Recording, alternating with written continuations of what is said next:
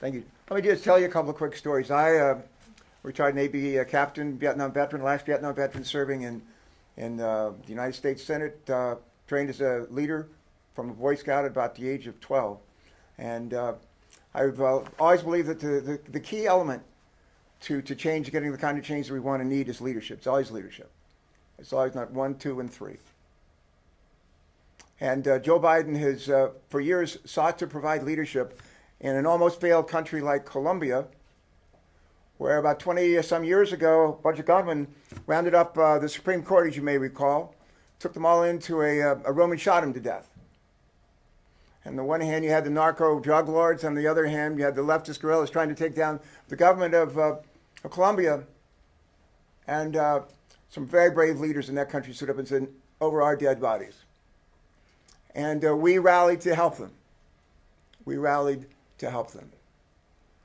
And the Colombia today is not a Jeffersonian democracy, but a country that could have failed, could have gone down big time, did not.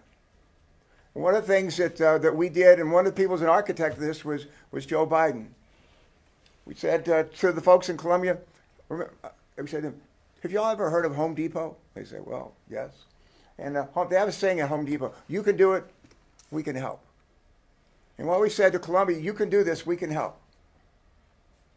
We can help." How do we help Colombia? Here's how we help Colombia. We help train their police.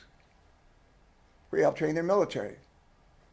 We provided Black Hawk helicopters so that they would give them the kind of mobility to go all over the country and out in mountainous areas and track down the bad guys and bring them to justice. Those are just some of the ways that we provided. We said, "You're not collecting any money from your elites, your taxes. You got to collect. If we're going to put up money to help your country, damn it, you've got to put up money too, and you've got to raise it as well." We helped them figure out how to do that. How to do that.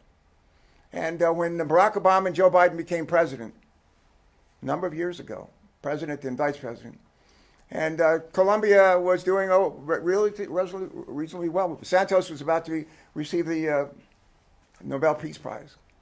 But Barack Obama and Joe Biden had a conversation, and President Obama said to his vice president, "Do you think you may be able to kind of take that magic that's going on down in Colombia at the time and instill it in Central America and the Northern Triangle?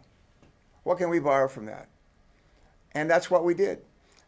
We identified, with the help of the folks in those countries, 3 pots of money that we needed to make investments in: to fight crime and violence, to fight corruption, and to provide for hope and economic opportunity.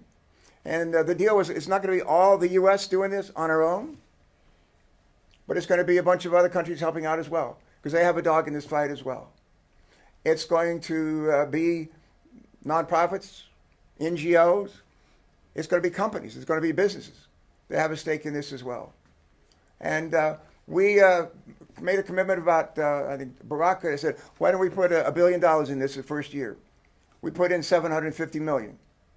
And after each year after that, it went down and down and down. In the last administration, a lot of the money that was appropriated by the Congress didn't even get spent on the kinds of things that they felt would actually be helpful in terms of addressing the root causes. And instead of addressing those root causes, they reprogrammed in the last administration a lot of money, hundreds of millions of dollars to use for other purposes, including building a wall. A friend of mine has a saying, you can build a 15-foot wall, but somebody will come along with a 16-foot ladder and get got over, or somebody will go under it as well. Let me just cut to the chase. What do we need to do now?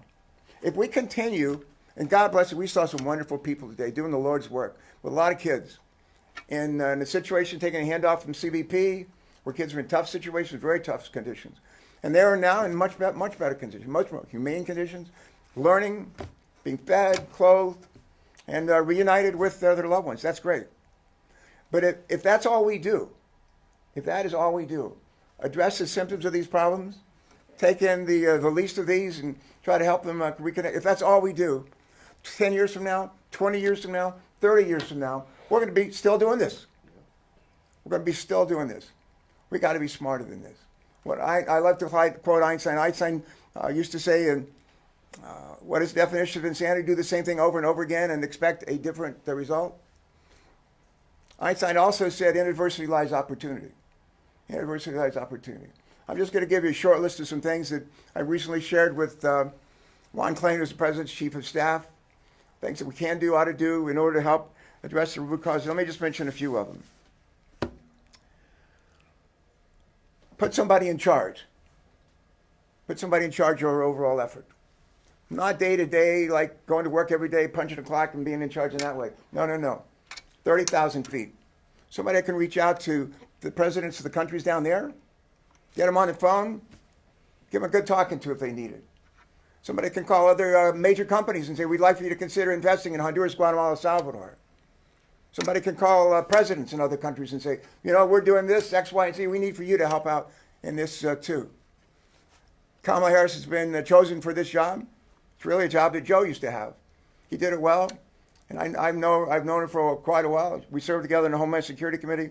I think he's picked the right person for this job. Second thing we need Senate-confirmed ambassadors. Senate-confirmed career ambassadors.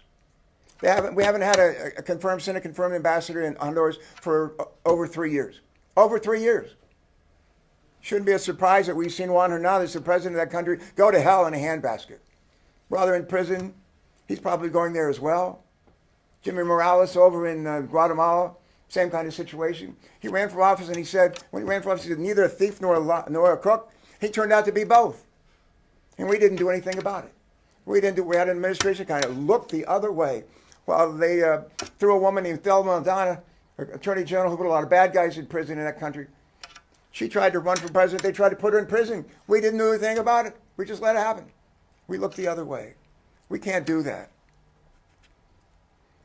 We have to reestablish oversight to make sure that the money that we're appropriating, a lot of money that we're appropriating, is actually used for the purpose that it's intended. Congressional oversight by the State Department. And those ambassadors I talked about nominating, Senate-confirmed career ambassadors, cream of the crop, we need to surround them with excellent people, excellent men and women who know those countries, know what to do, come to work early, work hard, work late. Unless the support of other nations, NGOs, and businesses, we're putting money into these three pots, they need to do the same. And we need to hold them and jawbone them until they do. Last thing I'll say is this. One of the things I most enjoy as governor, one of the things I still enjoy is helping create a nurturing environment for economic opportunity, for jobs. I love doing that. And we created more jobs in Delaware in the 8 years I was governor than any 8-year period in the history of Delaware. I didn't create one of them. But we focused on creating a nurturing environment. And what we need to do in those three countries is help create a nurturing environment. Not all on us, but to help create that nurturing environment. Infrastructure, especially roads, highways, and bridges, so people can actually get their crops, their products that they're raising out of the country to markets in that part of the world and other parts of the world as well. Two more things. Message. A message of hope. A message of hope to the people who live in these three countries, who are in despair in those three countries, that help is on the way. Hope is on the way. And to give them an idea, let them know that it's not all daisies and roses here in the United States. It's not an easy path. And for those who say you can't do this, we can't do this. It's too hard. We got to do it. We need the leadership to do it. And we can't give up. The worst thing we can do is just step up and do the right thing for a short period of time and then kind of walk away from it. Lose concentration. It gets taken away by some other... this has to be sustained. This has to be sustained. Not over months, years, decades. That's what happened in Colombia when they were going in a really good direction. And we need that kind of... And you know where that comes from? It comes from leadership. It comes from leadership. Leaders who believe that we have a moral obligation to the least of these in our society. Leaders who believe that we ought to treat other people the way that we want to be treated. Leaders who believe we can always do better. Everything we do, we can do better. Stop it there. Thanks so much. We have time for just a couple questions. Question. So, The Associated Press